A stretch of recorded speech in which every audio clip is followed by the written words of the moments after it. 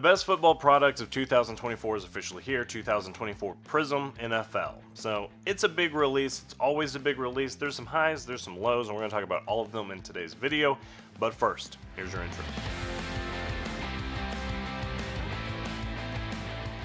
So I went to Panini's website and I downloaded the Prizm Checklist. It has all these sequential numbers, so instead of like listing just the cards and then listing what they could be numbered to, it lists them all. So the result is a spreadsheet that is 30,107 lines long. So we're not going to be talking about all of that, but just as an FYI, it is out there, and if you're interested, you can just Control F, and I typed in Caleb Williams. He populates 121 times, so you can get a feel for how many cards of Caleb Williams there are. Caleb Williams, of course, does not have autographs in the set, but somebody like Penix does, so I'm going to type in Penix. And it looks like there's 148 of his cards, so there's about 24 different autographs from Michael Penix Jr. That I just say that because obviously it's in addition to the number we had for Caleb Williams. But check this out; it's out there if you're interested. If you have a particular rookie and you're like, hey, did they sign for Prizm? Because I don't know at this point. Check it out. Go download the checklist. What I actually wanted to talk about mainly is the article that I wrote, 2024 Prizm Preview. So this came out in Prizm fashion. The hobby's out right now. I think the retail boxes are all going to lag behind a couple months, but it released at $1,100, I believe. And there's just a few things that we needed to talk through before you go buy a box. For one, this is the big product in football cards. It's the most noteworthy release every single year, and people just continue to get excited about Prizm. It's been around since 2012, so we're over a decade in, and it still has maintained its notoriety.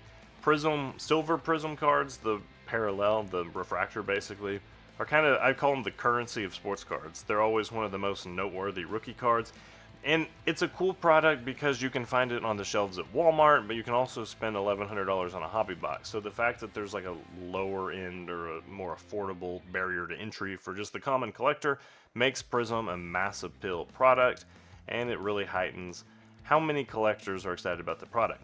This year, each box, it looks honestly exactly like last year. You get 2 autographs, 10 numbered Prizms, 3 base Prizms, 1 rookie Prizm, 24 rookies, and 5 inserts or parallels. I'm a little confused on what the rookie Prizm is. I don't know if that means that it's like these 10 numbered Prizms aren't rookies, or if this is a rookie silver, or if one of these 10 are going to be a rookie. I don't know how they really would calculate that, but I did want to at least call that out because that's really emphasized in Panini's notes. So there's a few red flags about Prizm this year that I want to talk about.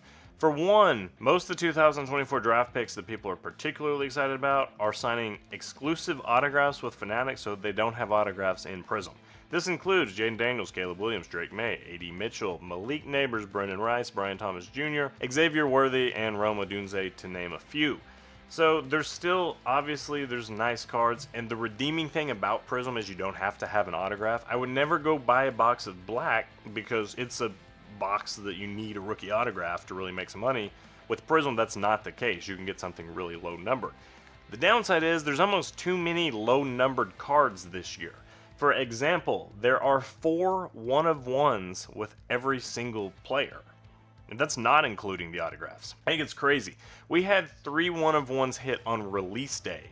Michael Penix Jr., Drake May, and Brock Bowers. Those are 3 of the biggest rookies, and their one-of-ones got hit on release day because there's so many. Down here I listed out all the parallels and inserts, and as you get down here you can see there's Black Finite, Black Shimmer, Black Stars, and then Choice Nebula, which I think obviously just comes out of like the choice boxes. But still, having 3 one-of-ones in circulation in the hobby set is crazy for each rookie. It really defeats the purpose of a one-of-one.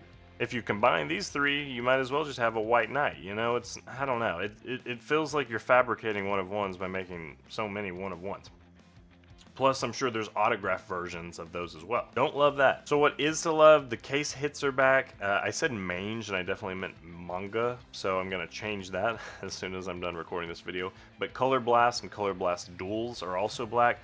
I don't like the duels as much. I mean, historically, cards with 2 people on them just never sell for as much as cards with that one person. I mean, everybody has their favorite player, and it's like, oh, I get, Patrick Mahomes with Xavier Worthy. That's just not as fun for just a Patrick Mahomes PC person. But either way, they insist on bringing back Color Blast duels. And I think this year there's also downtown duels in Donruss, so we'll see. As far as formats go, it looks pretty standard. Hobby boxes are here. You get the hanger boxes, 20 cards per box, 4 cracked ice inserts. These are usually kind of bangers. They're a pretty good format. You get blaster boxes, 4 and 6, with 1 rookie exclusive memorabilia card or autograph. This is not confirmed. This is just how it's usually been. So I think it's going to be 1 exclusive rookie memorabilia card or autograph. But from looking at some of the pre-orders, I couldn't see that that was confirmed. Mega boxes are most likely going to have 4 cards per pack with 10 packs per box with 1 autograph. There's the Team All Asia boxes, 6 cards per box. And then there's the No Huddle H2 boxes. These are going to be more affordable. They're not going to have all the guarantees. And the No Huddle inserts have like the little bubble effect. So the refractors, actually, I think the Tyreek Hill one on here. There's a picture of a Tyreek Hill one that's No Huddle. See how they have the little bubbles? Those are like a No Huddle Prizm, but that's what those look like. And then here's the parallel list. There are so many of them. There's like 60 different colored versions that you can possibly pull. Some of them are not numbered, and some of these are like SSPs. Some of them are just pretty common, like green, I think it's just a Walmart one. So many options. Some would argue, including myself, that when you have this many short prints, it just kind of waters down all the value of the short prints, or all the numbered cards at least, but I don't know. Prizm insists on adding a couple more every year and never retiring any. I'd love if we'd scale it back to like 20. I think that would make everything feel a little bit more rare, and then make the silver Prizm cards more important like they have been in the past. Right now they're pretty overprinted. Anyways, I've seen a lot of pushback against the price of Prizm this year, and I would go as far as saying I don't think it's incredibly out of line. It's at $1,100, so I wouldn't buy it there. But let's just look at some of the previous draft classes. 2023 is not very good. It doesn't have CJ Stroud autographs. It doesn't have Bryce Young autographs. But like this year, CJ Stroud and Bryce Young, Will Levis, all those guys have taken a step back. 2002 is a horrible rookie class. There's truly no one. 2021 might even be worse. Just looking at the first 4 picks, they're all terrible. Trevor Lawrence is the only one who might be redeemable. I don't think he's terrible. I just don't think he's as good as we thought he would be. So I think the 2024 class with 6 quarterbacks that at least seem semi-promising is more in line with the excitement of the 2020 class that we have right now. That's the Justin Jefferson.